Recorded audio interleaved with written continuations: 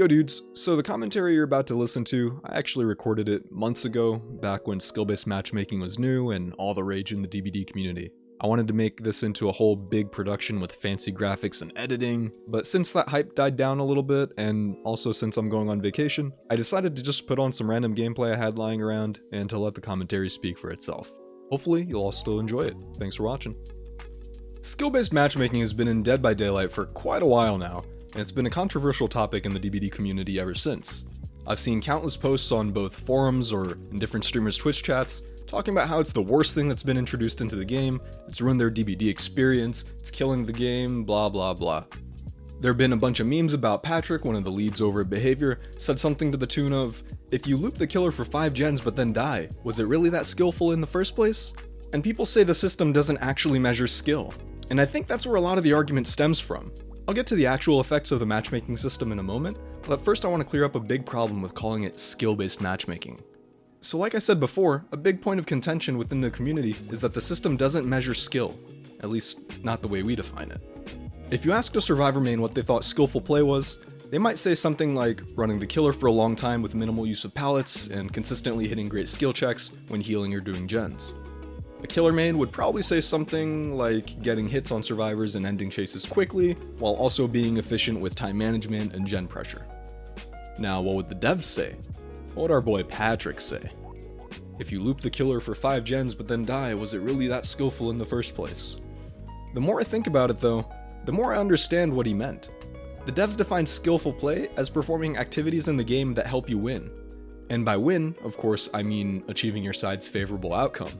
Escaping for survivors, and for killers, killing. But that's where the discrepancy lies. It's an issue of semantics. Does knowing how to moonwalk in 360 significantly help survivors escape? No, but it looks pretty cool, and as defined by players is probably skillful.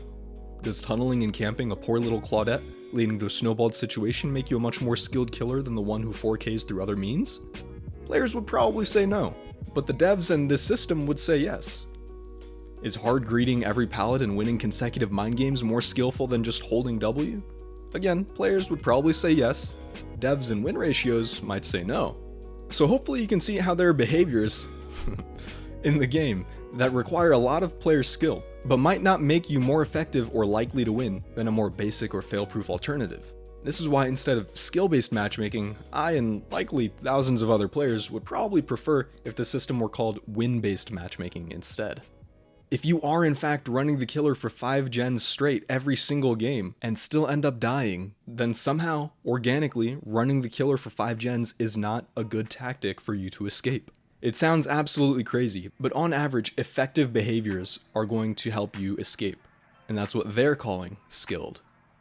Now, whatever we're going to call the system right now, let's talk about what it's done to the game itself. Those basic and fail-proof techniques I mentioned are things that I would sum up as being cheap just to win. People have argued that their matches have all gotten sweatier, that they only go against the strongest killers, strongest items, strongest perks and add-ons, and that every killer camps and tunnels, every survivor holds W, also that they can just hold that W in the post-game screen. For the most part, this has been my experience with the game recently. I don't claim to be super high MMR, but I think I play the game enough, and I am skilled enough, whatever that means, to be somewhat above average rating. For a lot of players, myself included on most days, winning usually leads to fun. Huge freaking asterisk, by the way. Why would I bother with risky looping or mind games when I can just hold down W and subsequently M1 on a gen? Let me use the most effective tactic that I know of to get the win. Then maybe I can compete with all the other players in the game who are doing the same thing. But are they doing the same thing because they don't know any better, or is it out of necessity? I've literally made the conscious decision to pre-drop pallets and run away because I quote-unquote just don't want to deal with this right now. Beyond that, I feel absolutely punished whenever I switch up my basic build just because I've grown so comfortable with that playstyle. More on that in just a moment. People change how they play and use the strongest perks so that they can win. Side note, if I see another quad slowdown build in 3 gen from the beginning of the game, I'm gonna flip my lid. But how much better am I with my own perk selection? Side note, much better, that shit's toxic. Win-based matchmaking has introduced a winning is what matters mentality into the game. This invisible rating is what you receive at the end of the match. That's how you're rewarded through your actions. And though competitively close matches can be a good thing, this sort of mindset is definitely toxic for the game. Going back to the other thing I alluded to just a few seconds ago, was the rigidity of the playstyles in the system. Like I said, whenever I switch off my regular Iron Will, Dead Hard, Adrenaline, Spine Shield build, I feel absolutely punished. Win-based matchmaking does not allow you to switch your playstyle at a whim. I don't have the actual numbers because they're hidden by behavior, but it feels like it takes dozens of matches for the MMR to settle around you playing in a certain way. At that point, I may not even feel like getting that Adept challenge or going for the goofy, unbreakable flip-flop power struggle build anymore, because I've lost interest after getting shafted for 20 games in a row. And by the way, in this case, getting shafted doesn't mean necessarily just losing or dying. It's about how boring or pointless the game can be when it's not an even match. It feels like you're such a hindrance to your team, or to yourself as a killer, if you're not playing the same way as everyone else in the lobby. Crutch perks or not, there's a limit to how well you're going to perform without certain staples.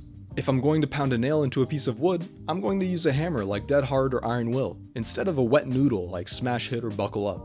I can probably get the job done, but it's going to be much easier with the right tools. And what's so much easier in this case? Winning, of course. That's the only thing that matters. So now we get to the part of the discussion that usually players leave out. What's a better alternative? What sort of implementation would be better than skill-based or win-based matchmaking? Well, first, winning as the base metric has to go out the window. That way, it immediately liberates the pressure of needing to play a certain way with certain perks just to be rewarded in the end. Next, we need to reward those moments that we want to matter. The fun ones, or the ones where a player expression of skill has shown through. Maybe we can assign points to those skillful actions and then total them up at the end of the game, and then whoever has the most points probably performed the most skillfully in that trial. From there, you would adjust a running rating for each player based on their points being either above their average or their role's average, and then find future matches based on that.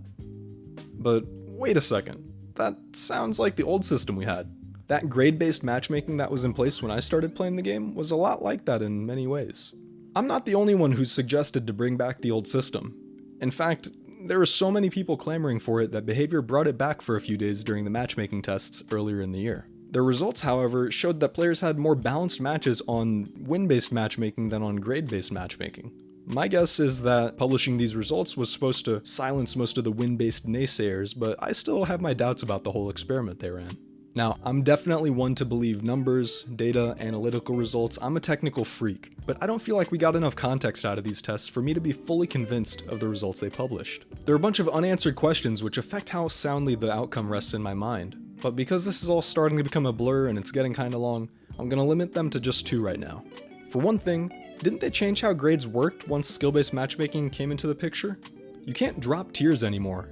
That is, you can't drop from like eerie to gold if you perform badly. Once you're there, you're there. A high grade just means that you played a lot that month. And if I recall correctly, the grade tests they ran were near the end of whatever month it was, so there could have been a lot of people with essentially boosted grades that were getting poor matches because of that. Previously, these players would have dropped out from the higher rating and been matched with lower graded players, and maybe that would have been a better experience. And now secondly, did the results of each day's tests set the starting point for the next day? Could there have been a cascading effect from each of the parameter tweaks they did for win-based matchmaking that ended up making it seem like it was more fun and balanced than it actually was? If one day I lost 10 games more than I won, which definitely happened during those tests, would the next day start me at a lower rating? And if I had performed better there, would I have had more fun and thought it was better than what they had tweaked before? I don't think there's any way for me to know without getting hired at Behavior and then going through their logs. So I am gonna take their word for it, but let me back up for a second. The system I'm proposing isn't necessarily the old point and grade-based matchmaking system that used to exist. There were some gaps in that too, which make it really tricky to figure out actually. I don't know why points in each category cap out at 8,000. Pretend it's unbounded for a moment. If I get a few chases with the killer and I get, say, 9,000 boldness points, someone who's absolutely cracked, more skilled than I ever would be, like Aaron or JRM, maybe they get 20,000. There's no distinction and no way for that skill expression to shine through, though this is a bit of an outlier problem. It's kind of like the 5 gens thing Patrick said all over again, but people for some reason don't acknowledge it when they think of that scenario. On average, Aaron or JRM should get more points than me in the appropriate categories as long as the point rewards are tuned correctly. Sure, but that's just it. As long as they're tuned correctly.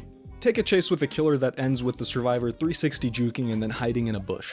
or winning some kind of absurd mind game and making a ton of distance. If they all happen after the same duration, how would you differentiate that from the killer deciding it was taking too long and leaving, or from them realizing they got a Tinkerer proc and going to bop Generator Jimmy on the dome?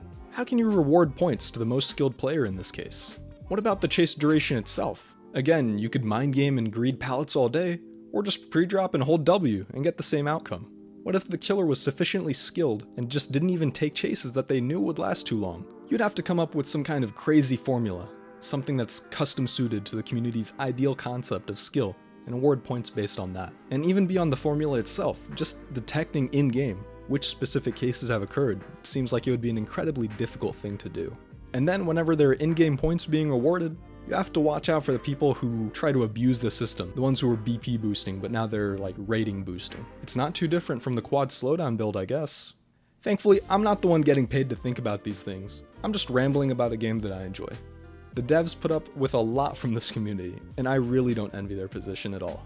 If you enjoyed the video and want to keep the discussion going, leave a comment below. Or better yet, come over to the live stream and hang out and chat.